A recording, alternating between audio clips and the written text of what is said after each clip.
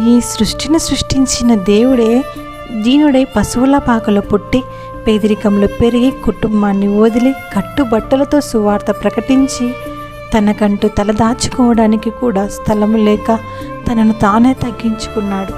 కానీ కొందరేమో మేము రాజులకు రాజైన దేవుని బిడ్డలము, రాజకుమార్తెలము, రాజకుమారులము, మేము పేదవారిగా ఎందుకు కనబడాలి అని తమను తామే హెచ్చించుకుంటున్నారు. ఇదంతా తమ కోరికలు, దురాశలు నెరవేర్చుకోవడానికి దేవుని పేరు వాడుకుంటున్నారు.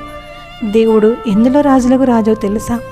శత్రువులను క్షమించి ప్రేమించడంలో ప్రభువులకు ప్రభువు, తోడు ఉంటూ అందరికీ సహాయం చేయడంలో కోటీశ్వరుడు, ఒక్క ఆత్మ కూడా నశించకూడదు, అందరూ రక్షించాలి అనే తపన ప్రతి క్షణం తండ్రి చిత్తాన్ని నెరవేర్చడంలో గొప్ప రక్షకుడు.